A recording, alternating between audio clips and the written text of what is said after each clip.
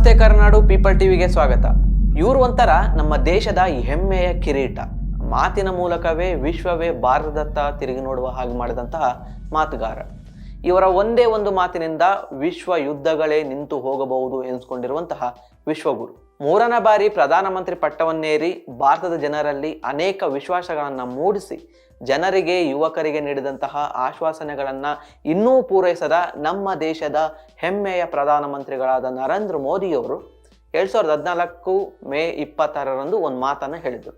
ಅದೇನಂದ್ರೆ, ನಾನು ಮತ್ತೆ ನನ್ನ ಪಕ್ಷ ಅಧಿಕಾರಕ್ಕೆ ಬಂದ ಒಂದು ತಿಂಗಳಲ್ಲೇ ಹೈಟೆಕ್ ತಂತ್ರಗಳನ್ನ ಹೊಂದಿರುವಂತಹ 100 ಸ್ಮಾರ್ಟ್ ಸಿಟಿಗಳನ್ನ ಮಾಡ್ತೇನೆ ಅಂತ. ಎಲ್ಲರಿಗೂ ನೆನಪಿರ್ಬೇಕಲ್ವಾ? क्यों न हमारे देश में 100 नए शहर बने, आधुनिक शहर बने, वॉक टू वर्क कंसेप्ट के रूप में बने, स्मार्ट सिटी बने, आवश्यकता अनुसार कहीं हेल्थ सिटी बने, कहीं स्पोर्ट सिटी बने, ये स्पेशलाइज्ड सिटी क्यों न बने? भाइयों बहनों, अगर हम चाहें तो हम 100 नए शहरों का सपना आज देश की आवश्यकता के लिए कर सकते हैं. भाइयों बहनों, 100 न्यू सिटी की जैसे जरूरत है, वैसे 2 शहर जो पास पास है उसके लिए एक ट्विन सिटी का कंसेप्ट हमने डेवलप करना चाहिए. जैसे न्यूयॉर्क न्यू जर्सी है, हमने ट्विन सिटी कंसेप्ट को डेवलप करना चाहिए. विकास का एक नया मॉडल उसमें से हमें मिल सकता है. उसी प्रकार से बड़े शहरों के आसपास सैटेलाइट सिटीज, इसकी पूरी जाल बनानी चाहिए. एक अवसर के रूप में लें और आप कल्पना कर सकते हैं जब इतना सारा काम शुरू होगा, कितना सीमेंट चाहिए, कितना लोहा चाहिए, कितने सीमेंट के कारखाने चाहिए, कितने लोहे के कारखाने चाहिए, कितने नौजवान चाहिए, कितनों को रोजगार मिलेगा. आप अंदाज कर सकते हैं देश के जीडीपी की जो चिंता हो रही है उसका जवाब इसमें से मिल सकता है. ಈ ಹಿಂದೆ ನಮ್ಮ ನರೇಂದ್ರ ಮೋದಿಯವರು ಅಧಿಕಾರಕ್ಕೆ ಬಂದ ಒಂದು ತಿಂಗಳಲ್ಲೇ ಹೈಟೆಕ್ ತಂತ್ರಜ್ಞಾನಗಳನ್ನ ಹೊಂದಿರುವಂತಹ 100 ಸ್ಮಾರ್ಟ್ ಸಿಟಿಗಳನ್ನ ಮಾಡ್ತೇನೆ ಅಂತ ಘನಘೋರ ಭಾಷಣ ಮಾಡಿದ್ರು. ಹಿಂದೆಲ್ಲ ನದಿಗಳ ಬದಿಗಳಲ್ಲಿ ನಗರಗಳನ್ನ ಕಟ್ತಿದ್ರು. ಈಗ ಹೈವೇಗಳ ಉದ್ದಕ್ಕೂ ನಿರ್ಮಿಸಲಾಗ್ತಾ ಇದೆ.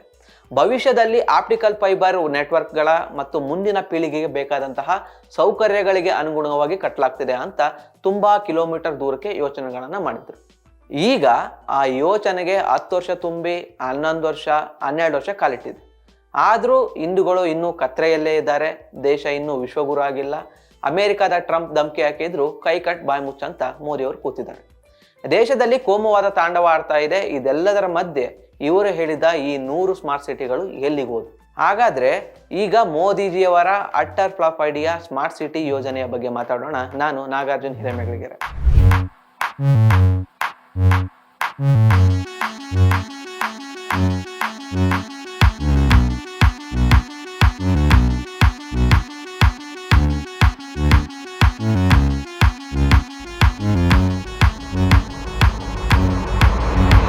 ಮೋದಿಜಿ ಅಧಿಕಾರಕ್ಕೆ ಬರುವ ಮೊದಲು ಏನೆಲ್ಲ ಕನಸನ್ನ ಬಿತ್ತಿದ್ರು? ಸ್ವಿಸ್ನಿಂದ ಈಗ ಹಣ ಬರ್ತಾನೆ ಇದೆ, ಮತ್ತೆ ಬರ್ತಾ ಇರ್ಬೋದು ಅಂತ ಕಾಯ್ತಾ ಕುಳಿತಿದ್ವಿ. ಇನ್ನೂ ಕೆಲವರಂತರೂ ಆ ಹಣ ಚಿನ್ನದ ರಸ್ತೆ ಮೇಲೆ ಶುಕ್ರವಾರದ ದಿನವೇ ಮನೆ ಬಾಗಿಲಿನವರೆಗೆ ಬಂದು ಬೀಳುತ್ತೆ ಅಂತ ಕನಸು ಕಾಣ್ತಿದ್ರು. ಈ ಎಲ್ಲಾ ಕನಸುಗಳ ಮಧ್ಯೆ ಇನ್ನೊಂದು ಸ್ಮಾರ್ಟ್ ಕನಸೊಂದು ಶುರುವಾಗಿತ್ತು. ಅದುವೇ ಸ್ಮಾರ್ಟ್ ಸಿಟಿ. ನಮ್ಮ ಮೋದಿಯವರು ಅದು 100 ಸ್ಮಾರ್ಟ್ ಸಿಟಿಗಳನ್ನ ಮಾಡ್ತೇನೆ ಅಂತ ಹೇಳಿದ್ರು.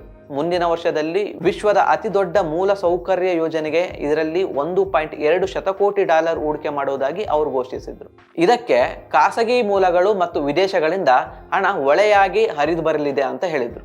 ಈ ಹೊಸ ನಗರಗಳು ಬೆಂಗಳೂರಿನಂತಹ ದೊಡ್ಡ ನಗರಗಳಲ್ಲಿ ಬರಲಿರುವಂತಹ ಸ್ಯಾಟಲೈಟ್ ಟೌನ್ಗಳಾಗಿವೆ ಅಂತ ಹೇಳಿದ್ರು. ಇದಕ್ಕಾಗಿ ವಿದೇಶಿ ಹೂಡಿಕೆದಾರರು ಹಣದ ಸೂಟ್ ಕೇಸ್ ಇಟ್ಕೊಂಡು ಬರ್ತಾರೆ ಅಂತಾನೂ ಕೂಡ ಹೇಳಿದ್ರು. ಈ ತರಹದ ಈ ರೀತಿಯ ಎಲ್ಲ ಕಲರ್ ಕಾಗೆಗಳು ಮೋದಿಯವರ ಕಲರ್ ಗೂಡುಗಳಿಂದ ಬರ್ತಾ ಇದ್ವು. ಅಂತಹ ಒಂದು ಕಾಗೆನೇ ಈ ಸ್ಮಾರ್ಟ್ ಸಿಟಿ. ಇದನ್ನ ಮೋದಿಯವರು ಲ್ಯಾಪ್ಡ್ಯಾಗ್ ಮೀಡಿಯಾ, ಗೋಧಿ ಮೀಡಿಯಾಗಳು ಹೊಗಳಿದ್ದು.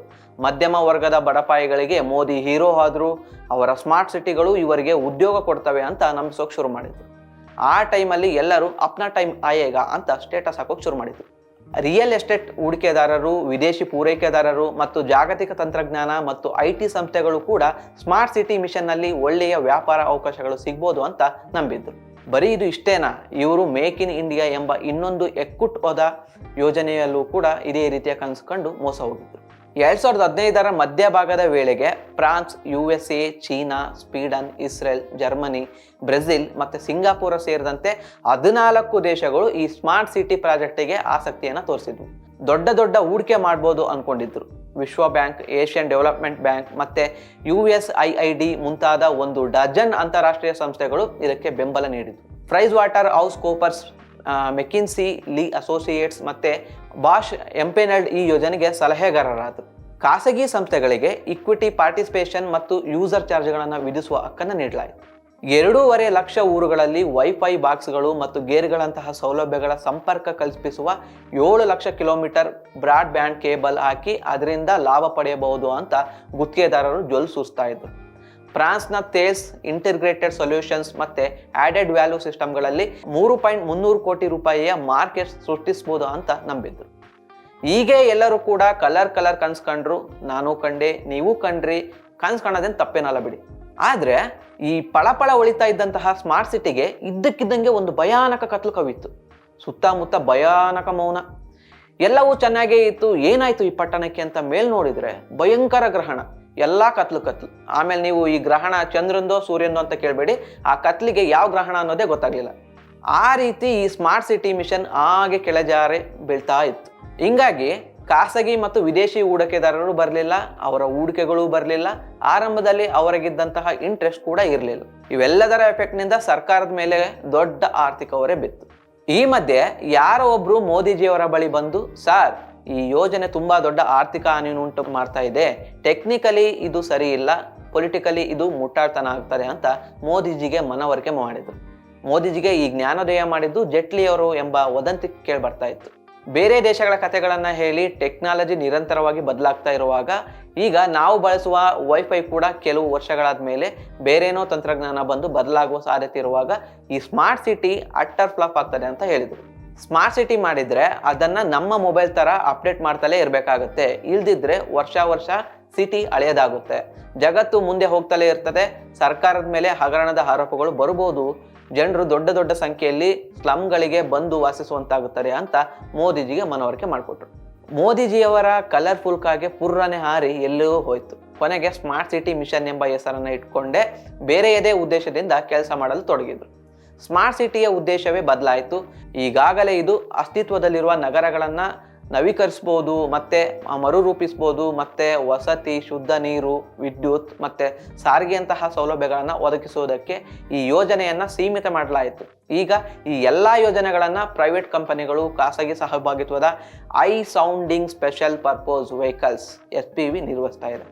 ಆ್ಯಕ್ಚುಲಿ ಈ ಸ್ಮಾರ್ಟ್ ಸಿಟಿ ಪ್ರಾಜೆಕ್ಟ್ ಬಂದಿದ್ದೇ 2005ರಿಂದ 2014ವರೆಗೆ ಇದ್ದಂತಹ ಮನಮೋಹನ್ ಸಿಂಗ್ ನೇತೃತ್ವದ ಕಾಂಗ್ರೆಸ್ ಸರ್ಕಾರದ Jawaharlal Nehru national urban renewal mission ಮತ್ತು ಅದರ 4 ಇತರ ಯೋಜನೆಗಳನ್ನು ನೋಡಿ ಇದರ ಪರಿಕಲ್ಪನೆಯನ್ನು ಕದ್ದು ಮೋದಿಜಿ ಸ್ಮಾರ್ಟ್ ಸಿಟಿಯ ಕನಸನ್ನು ಕಂಡಿತ್ತು.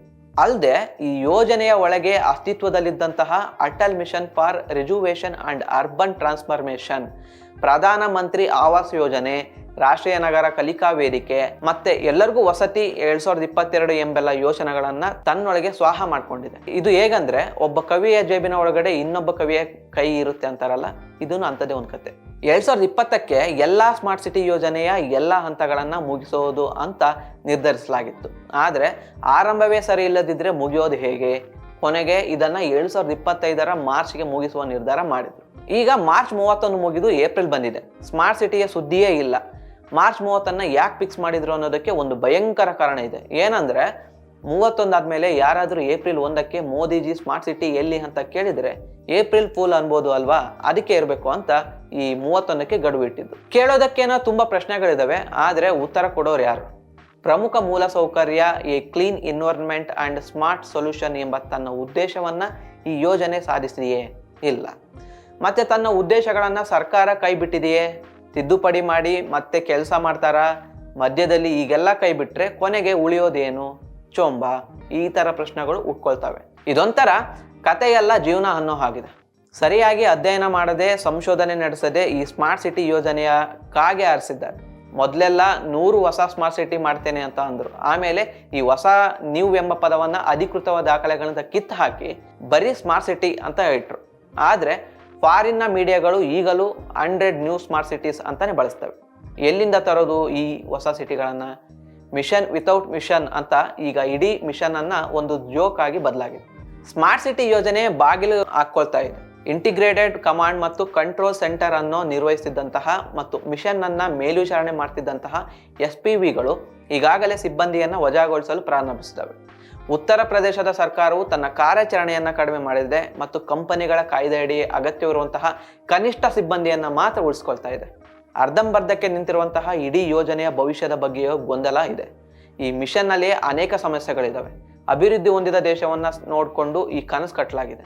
ಆದರೆ ಭಾರತದಲ್ಲಿ ಸ್ಮಾರ್ಟ್ ಸಿಟಿ ತರಲು ದೇಶವನ್ನು ಸಿದ್ಧಪಡಿಸಲಿಲ್ಲ, ಅಗತ್ಯ ಯೋಜನೆಗಳನ್ನು ಕೂಡ ರೂಪಿಸಲಿಲ್ಲ. ಇಲ್ಲಿ ಜನರಿಗೆ ಬೇಕಾದಂತಹ ಶೌಚಾಲಯಗಳಂತಹ ಸಾಮಾನ್ಯ ಮೂಲಭೂತ ಸೌಕರ್ಯದ ಸಮಸ್ಯೆ ಇದೆ, ಅದನ್ನೇ ರಿಪೇರಿ ಮಾಡಿಲ್ಲ. ಇನ್ನು ಭಾರತದಲ್ಲಿ ಊಟ, ಮನೆ, ಕರೆಂಟ್, ಸಾರಿಗೆ, ದಿನಸಿ, ದುಬಾರಿ, ಆರೋಗ್ಯ ಸೇವೆಗಳಂತಹ ನೂರಾರು ಬೇಸಿಕ್ ಸಮಸ್ಯೆಗಳಿದ್ದಾವೆ. ಆದರೆ ಅಭಿವೃದ್ಧಿ ಹೊಂದಿದ ದೇಶಗಳಲ್ಲಿ ಕನಿಷ್ಠ ಮೂಲಭೂತ ಸೌಲಭ್ಯಗಳು ಈಗಾಗಲೇ ಇದ್ದಾವೆ. ಇದರಿಂದಾಗಿ ಸಂಪೂರ್ಣ ಡಿಜಿಟಲೀಕರಣ ಮತ್ತು ಹೈಟೆಕ್ ಸೌಲಭ್ಯಗಳನ್ನ ಕಡೆಗೆ ಫೋಕಸ್ ಮಾಡಲು ಆ ದೇಶಗಳಿಗೆ ಸುಲಭ. ಸ್ಮಾರ್ಟ್ ಸಿಟಿ ಪ್ರಾಜೆಕ್ಟ್ ಒಳಗೆ ಬೇರೆ ಬೇರೆ ಯೋಜನೆಗಳನ್ನು ತಂದು ಕೂರಿಸಿದ್ದಾರೆ. ನೀರು, ವಿದ್ಯುತ್ ಸರಬರಾಜು, ವಸತಿ, ಆರೋಗ್ಯ, ಸಾರಿಗೆ, ಘನತ್ಯಾಜ್ಯ ನಿರ್ವಹಣೆ, ಭದ್ರತೆ, ಆಡಳಿತ ಮತ್ತು ಡಿಜಿಟಲೀಕರಣ ಎಲ್ಲವನ್ನು ಮೂಟೆ ಕಟ್ಟಿ ಸ್ಮಾರ್ಟ್ ಸಿಟಿ ಒಳಗೆ ತಂದರು. ಭಾರತ ಎಲ್ಲೋ ಹೋಗ್ತದೆ ಅಂತ ರಂಗಿನ ಸುಳ್ಳು ಹೇಳ್ತಾ ಅಧಿಕಾರಕ್ಕೆ ಬಂದವರು ಮೋದಿ. ಇದಕ್ಕಾಗಿ ಸ್ಮಾರ್ಟ್ ಸಿಟಿಯಂತಹ ಮೇಕ್ ಇನ್ ಇಂಡಿಯಾದಂತಹ ಯೋಜನೆಗಳನ್ನು ಘೋಷಿಸಿದರು. ಡಾಲರ್ ಎಗುರು ಬಿದ್ದು ಪಾತಾಳಕ್ಕೆ ಸೇರ್ತಾ ಇದೆ, ಸ್ಮಾರ್ಟ್ ಸಿಟಿಯಕ್ಕಾಗಿ ಸಾಯ್ತಾ ಇದೆ. ಮೇಕ್ ಇನ್ ಇಂಡಿಯಾದ ಸಿಂಹ ಸತ್ ಮಣ್ಣು ಸೇರ್ತಾ ಇದೆ. ಆದರೂ ನಮ್ಮ ಮೋದಿಜಿಯವರು ಮತ್ತು ಅವರ ಅಭಿಮಾನಿಗಳು ಹೇಳ್ತಾ ಇರೋದು, ಏನು ನಿಮ್ಮ ಪ್ರಾಬ್ಲಮ್ಮು, ಇರು ಭಾರತ ವಿಶ್ವಗುರು ಆಗ್ತದೆ ಅಂತ. ಅಧಿಕೃತ ಹೇಳಿಕೆಗಳ ಪ್ರಕಾರ ಈ ಯೋಜನೆಯ ಬಗ್ಗೆ ಸುಮಾರು 75 ಅಧ್ಯಯನಗಳು ಮತ್ತು ವಿಶ್ಲೇಷಣೆಗಳು ನಡೆದಿವೆ. ಇದರ ಅನುಷ್ಠಾನದಲ್ಲಿರುವಂತಹ ಸಮಸ್ಯೆಗಳ ಬಗ್ಗೆ ವಿದೇಶಿ ವಿಶ್ವವಿದ್ಯಾಲಯಗಳು, ವಿಶ್ಲೇಷಕರು ಮತ್ತು ಮಾಧ್ಯಮಗಳು ಬೆಳಕನ್ನು ಚೆಲ್ಲಿದವು. 2015ರಲ್ಲಿ ದಿ ಗಾರ್ಡಿಯನ್ನಲ್ಲಿ ಶ್ರುತಿ ರವೀಂದ್ರನ್ ಅನ್ನೋರು ಬರೀತಾರೆ, ಈ ಮಿಷನ್ ಇಂದಿನ ಕಾಲದಲ್ಲಿ ಇದ್ದಂತಹ ಸಾಮಾಜಿಕ ವರ್ಣಭೇದ ನೀತಿಯನ್ನು ಸೃಷ್ಟಿಸುತ್ತದೆ ಅಂತ ಭವಿಷ್ಯ ನುಡಿದಿದ್ರು. ಔರಂಗಾಬಾದ್ ಸ್ಮಾರ್ಟ್ ಸಿಟಿ ಯೋಜನೆಯ ಅಧ್ಯಯನವು ದೊಡ್ಡ ಸಲಹಾ ಸಂಸ್ಥೆಗಳನ್ನ ಯೋಜನಾ ನಿರ್ವಹಣಾ ಸಲಹೆಗಾರರಾಗಿ ನೇಮಕ ಮಾಡೋದನ್ನ ಖಂಡಿಸಿದೆ. PMCS ನೀಡುವ ಪರಿಹಾರಕ್ಕೆ ಹೊಣೆಗಾರಿಕೆ ಇಲ್ಲ, ಸಣ್ಣ ಸಂಸ್ಥೆಗಳು ಉತ್ತಮ ಆಯ್ಕೆಯಾಗಿದೆ ಅಂತ ಅದು ಹೇಳಿದೆ. ಕೇರಳ ನಗರ ಆಯೋಗದ ಸದಸ್ಯರಾದಂತಹ ಟೀಕೇಂದರ್ ಸಿಂಗ್ ಪನ್ವಾರ ಅವರು ಸಿಮ್ಲಾ ಸ್ಮಾರ್ಟ್ ಸಿಟಿಯ ಬಗ್ಗೆ ನಡೆಸಿದಂತಹ ಮತ್ತೊಂದು ಸ್ವತಂತ್ರ ಅಧ್ಯಯನ ಮಾಡಿ ಖಾಸಗಿಯವರ ಕೈಗೆ ಯೋಜನೆಗಳನ್ನು ಕೊಟ್ಟರೆ ಹೆಚ್ಚು ಪರಿಣಾಮಕಾರಿ ಎಂಬ ಊಹೆಯ ಮೇಲೆ ದೊಡ್ಡ SPVಗಳು ಸ್ಥಳೀಯ ಸಂಸ್ಥೆಗಳನ್ನು ಬೈಪಾಸ್ ಮಾಡಿವೆ ಅಂತ ಹೇಳಿದರು. ಹೂವಿನ ಕುಂಡಗಳನ್ನು ಸಿಟಿಗಳಿಗೆ ಹಾಕಲು 2 ಕೋಟಿ ವೇಸ್ಟ್ ಮಾಡಲಾಗಿದೆ ಅಂತ ಅವ್ರು ಹೇಳಿದರು. ವಿಪರ್ಯಾಸ ನೋಡಿ, ನಗರ ಯೋಜನೆ ಮತ್ತು ಸ್ಮಾರ್ಟ್ ಸಿಟಿ ಮಿಷನ್ ಕುರಿತು ನಮ್ಮಲ್ಲಿ ಸಾಕಷ್ಟು ಡೇಟಾ ಇದೆ. ಸ್ಮಾರ್ಟ್ ಸಿಟಿ ಡ್ಯಾಶ್ಬೋರ್ಡ್, ರಾಷ್ಟ್ರೀಯ ನಗರ ಕಲಿಕಾ ವೇದಿಕೆ, data smart city portal, urban data exchange ಮತ್ತು ಸ್ಮಾರ್ಟ್ ಕೋಡ್ ಡೇಟಾ ಇದೆ. ಆದರೂ ನಿಖರವಾಗಿ ವಿಶ್ಲೇಷಣೆ ಮಾಡಲು ನಮಗೆ ಸಾಧ್ಯವಾಗ್ತಿಲ್ಲ. ಇವನ್ನೆಲ್ಲ ನೋಡಿದ ಮೇಲೆ ಮತ್ತು ಕೇಳಿದ ಮೇಲೆ ಎಲ್ಲರಲ್ಲೂ ಮೂಡುವಂತಹ ಪ್ರಶ್ನೆ, ಈ ದೇಶಕ್ಕೆ ಏನಾಗಿದೆ?